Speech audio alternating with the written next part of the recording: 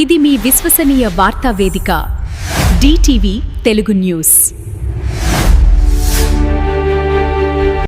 పర్యావరణ పరిరక్షణతో వాతావరణ సమతుల్యం. ఎమ్మెల్యే రోషన్ కుమార్ నానాటికి సమాజంలో పెరుగుతున్న కాలుష్యాన్ని నియంత్రించడానికి, వాతావరణ సమతుల్యం కాపాడడానికి మొక్కల పెంపకం ఆవశ్యకమని చింతలపూడి శాసనసభ్యులు సొంగ రోషన్ కుమార్ పేర్కొన్నారు. నానాటికి సమాజంలో పెరుగుతున్న కాలుష్యాన్ని నియంత్రించడానికి, వాతావరణ సమతుల్యం కాపాడడానికి మొక్కల పెంపకం ఆవశ్యకమని చింతలపూడి శాసనసభ్యులు సొంగ రోషన్ కుమార్ పేర్కొన్నారు. స్థానిక మార్కెట్ కమిటీ ప్రాంగణంలో వరాహ మరియు మాన్యాసీమ ఆధ్వర్యంలో కార్బన్ క్రెడిట్ నిర్వహించిన రైతు సదస్సులో ఆయన మాట్లాడుతూ, చేసిన మొక్కల పెంపకం ద్వారా ఆర్థిక అభివృద్ధితో పాటు వాతావరణ సమతుల్యం కాపాడడానికి వీలు కలుగుతుందన్నారు. ఈ మేరకు సంస్థ రైతులకు ఉచితంగా మొక్కలు పంపిణీ చేయడంతో వాతావరణంలో అన్ని రకాలైన కార్బన్ సంస్థ సేకరిస్తుందని, ఈ విధంగా బహు ప్రయోజనకరమైన కార్యక్రమంలో భాగస్వాములు కావాలని రైతులకు ఎమ్మెల్యే పిలుపునిచ్చారు. ఈ కార్యక్రమంలో చింతలపూడి AMC చైర్మన్ చెదరాల దుర్గా పార్వతి మధుబాబు, వరాహ మరియు మాన్యసీమ south Indian manager Murthy, Chintalapudi Telugu Desam town party president Tati Apparao, రైతులు మరియు కూటమి నాయకులు పాల్గొన్నారు.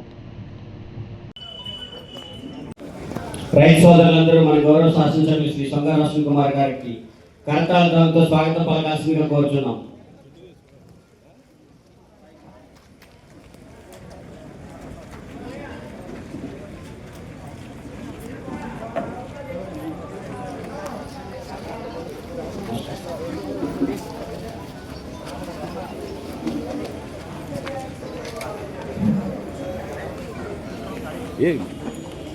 మాట్లాడండి.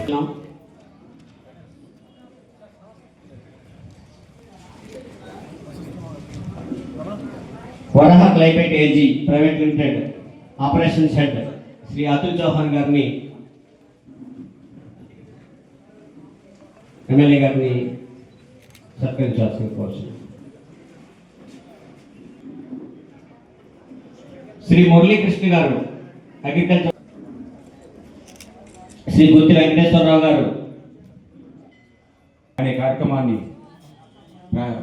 కంటిన్యూషన్ చేయాల్సిందిగా అధికారులు కోరుతున్నాం.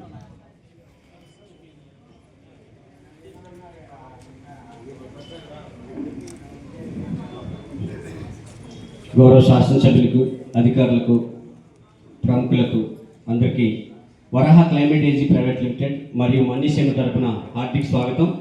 సో ఈ కార్యక్రమంలో భాగంగా మేము చింతలపూడి కాన్స్టిట్యున్సీ పరిధిలోని వివిధ గ్రామాల్లోని రైతులకు ఉచితంగా పండ్ల కలప మొక్కలను పంపిణీ చేయడం జరుగుతుంది. ఈ కార్యక్రమాన్ని ఉద్దేశించి మీకు ఈ విషయాన్ని తెలియపరచడం కోసం ఈరోజు ఇక్కడ స్థానిక వాటాదారుల సమావేశం అంటాం దీన్ని. సో ఈ సమావేశం ఏర్పాటు చేయడం జరిగింది. సో ఈ కార్యక్రమానికి ముందుగా వెల్కమ్ అడ్రస్ చెప్పాల్సిందిగా సిహెచ్ శ్రీనివాసరావు గారిని అడుగుతున్నాను. మన్యసీమ గత 25 సంవత్సరాల నుంచి మేము 4-5 జిల్లాల్లో వర్క్ చేస్తున్నాము. అందులో భాగంగా మీతో ఎలా పనిచేయబోతున్నాము, మీకు ఎటువంటి ఆదాయాన్ని ఇస్తామనేది కూడా మీకు ప్రెజెంటేషన్ చేయడం జరుగుతుంది. సో మీ అందరికీ కూడా స్వాగతం, సుస్వాగతం. భాగస్వాముల సమావేశంగా చెప్తాం మేము. దీన్ని మాకున్నటువంటి మ్యాండేట్ ప్రకారం మేము మీ అందరికీ రేపొద్దుట రైతులతో కలిసి ఎలా పనిచేస్తున్నాము అనే దాన్ని తెలియజెప్పడం కోసం ఈ సమావేశం ఏర్పాటు చేయడం జరిగింది. ఈ ప్రెజెంటేషన్స్లో మీకు పూర్తిగా ఏం జరుగుతుంది ఏంటన్నది మేము చెప్పడం జరుగుతుంది. కిరణ్, ఎటువంటి ఆదాయం వస్తుంది ఏంటనేది కూడా రాబోయే వీటిలో చెప్తాను. ఇకపోతే మేము ఇక్కడ లోకల్గా ఒక పార్ట్నర్ ఎంచుకున్నాము, మన్యసీమ. ఈ మన్యసీమ వాళ్ళు కూడా గత 5-6 సంవత్సరాల నుంచి అల్లూరు సీతారామరాజు జిల్లా, ఏఎస్ఆర్ జిల్లాలో కొంత భాగము, మరియు పోలవరం జిల్లా, ఏలూరు, జంగారెడ్డిగూడెం వైపు కొంత భాగం చాలా కాలం నుంచి పనిచేస్తున్నారు. వీరు కూడా రైతులతో కలిసి ఫార్మర్ ప్రొడ్యూసర్ ఆర్గనైజేషన్స్ అవి కలిసి పనిచేస్తున్నారు. సో వీరితో కలిసి పనిచేయడంతో పాటుగా ఈ యొక్క ఉద్దేశం ఏంటంటే, ప్రాజెక్ట్ ఉద్దేశం లోకల్గా ఉండే రైతులకు ఉపయోగపడడంతో పాటుగా లోకల్గా ఉండే యువకులకు మాత్రమే ఉపాధి కల్పించడం జరుగుతుంది.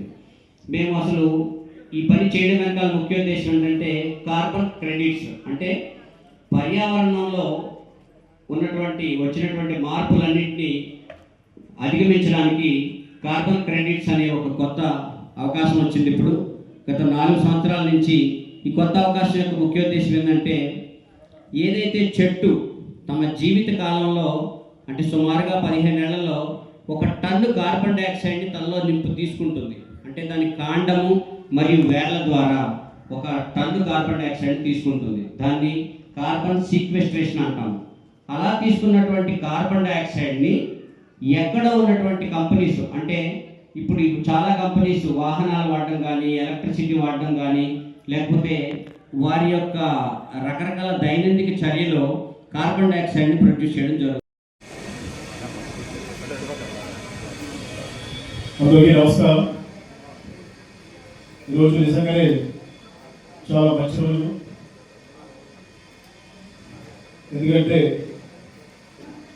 ప్రజా రాజధాని, మనందరి రాజధాని అమరావతిని లీగలైజ్ చేస్తూ లోక్సభలో బిల్ పాస్ చేయడం ప్రపంచంతో కూడా ఆంధ్రులందరూ కూడా ఎంతో హర్షిస్తున్నారు. మరి ఈరోజే ముఖ్యమంత్రి గారు చెప్పారు ఈ విషయంలో. ఈ విషయంపై మరి సాయంత్రం కాన్స్టిట్యున్సీ హెడ్ క్వార్టర్స్ చింతలపూడి టౌన్లో అన్ని మండలాల నుంచి పెద్ద ర్యాలీగా చేయబోతున్నాం 6 గంటలకి. సో మీరందరూ కూడా వచ్చి దీన్ని జయప్రదం చేయాల్సిన కోరుకుంటున్నాను. మరి ఈరోజు ఇక్కడ వరాహ ఆధ్వర్యంలో లోకల్ పార్ట్నర్ పరిశ్రమతోటి కలిసి చేస్తున్నటువంటి ఈ యొక్క కార్పొరేట్ ట్రేడ్స్ ప్రోగ్రామ్ ఏదైతే ఉందో మరి చింతలపూడి కాన్స్టిట్యున్సీని సెలెక్ట్ చేసినందుకు నేను చాలా సంతోషపడుతున్నాను. ఎందుకంటే మా దగ్గర చాలా అగ్రికల్చర్ కానివ్వండి, హార్టికల్చర్ కానివ్వండి ఎక్కువ ఏరియాస్లో మనం ఇక్కడ పండిస్తూ ఉంటాం. పామ్ ఆయిల్ కానివ్వండి, కోకో కానివ్వండి. ఇలా చూసుకుంటే కోకో చూస్తే భారతదేశంలోనే ఏలూరు జిల్లా ఫస్ట్ ప్లేస్లో ఉంటుంది. మరి దాంట్లో చింతలపూడి ఎక్కువ కల్టివేషన్ చేసేది కోకో. సెకండ్ కేరళ ఉంటుంది మన భారతదేశంలో.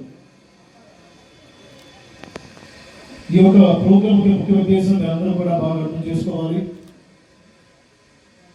దీన్ని కేవలం ఆదాయం పరంగా చూడటమే కాకుండా మనమంతగా పర్యావరణానికి మనం ఏం కాంట్రిబ్యూట్ చేస్తున్నాం అనే విషయంపై కూడా మనం ఆలోచించాలి.